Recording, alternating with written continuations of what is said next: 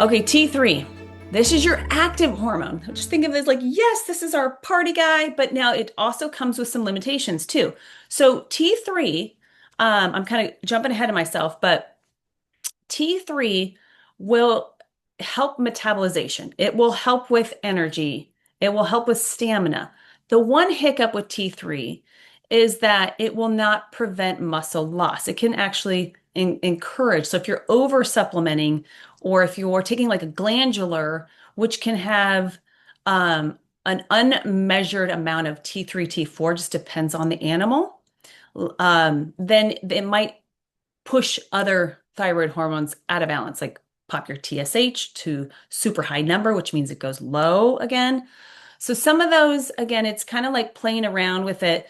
And there are standardized natural glandulars that you can get from MDs or functional doctors or naturopaths like NP Thyroid, Armor, eh, but that is a good one. It is a glandular.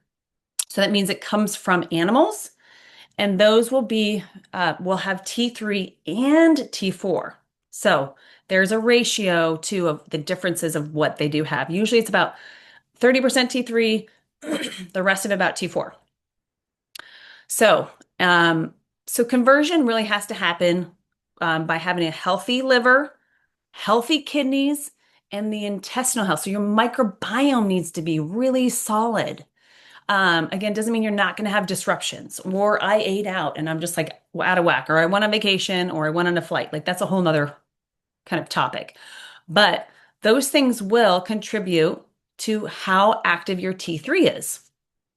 So there's this enzyme, it's a peripheral enzyme that gets released from the liver and the kidneys and it converts your T4 to T3. So again, circling back to your organs and this harmony of an environment that your body wants to be in, you need to make sure those organs are clean and that means your body's going to function better. Okay, functions of T3. This is cool. So it controls the rate of your metabolizations, like how many calories you burn, how much fat you burn, and it determines how quickly the body uses energy for fuel. Thermogenesis, so it regulates the body heat, so you can handle heat and cold with better adaptation. And it boosts ATP production, which is held by the mitochondria. Super important. There's receptor sites on your cells that if they're not open, then they won't be able to get the T3, right? And so they create active ATP. Brain function. So it supports normal brain and cognitive flow. Now, there's other things that will affect the cognitive function, right? Like amyloid plaques, fibrinogens, parasites. So there's other things involved, which could be a potential for why your thyroid is the way it is. So, but low T3 levels will contribute to brain fog, depression, or mood swings, poor concentration. So if you have any of those, it's not a bad idea to just get it checked out. And blood work is super easy to read, and you can have these ranges. And hey, if you're a doctor who like, if you already have a doctor that you go to or use to just for primary care, whatever, they may or may not help you. So you just kind of continue to search. Like the only things that, like, for example, I cannot do is prescribe NP thyroid, those medications. That is not in my arena. But there are some cool things you can do without prescriptions. And we'll talk about that in a minute. And it's totally unrelated to T3, T4, and all the ones we typically measure.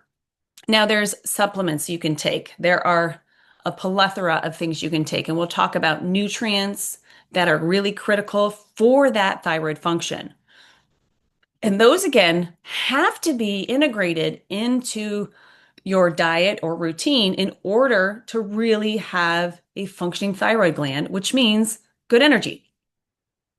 So it also regulates heart function. So if you have elevated T3, like it's too much, that could make a racing heart. You could be anxious, but it's going to help with blood pressure, cholesterol, and so forth. So free T3 functional range is 3.0 to 4.0. Okay. And we'll go over that whole chart at the very end. Symptoms of low T3. So this would be hypothyroid. And again, there could be a lot of other things involved besides just like your thyroid.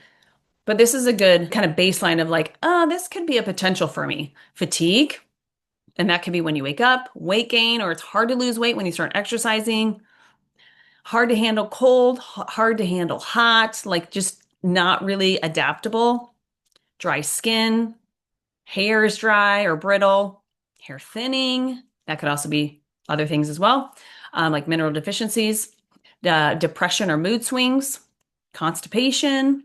And you don't have to have all these to have low T3. You could have a few of them. Poor concentration or memory problems, like just not recalling things, brain fog, not feeling clear in your head, and a slowed down heart rate. Now, if you're exercising a lot and you're fit and all those things, that's a whole other set of things that can make everything go low if you're like over exercising. Symptoms of high T3, so hyperthyroid, so elevated T3, you would have more of a rapid heart rate. You would have weight loss even with an increased appetite or a normal appetite, anxiety, insomnia, tremors that could be like shaking hands, increased sweating or heat intolerance.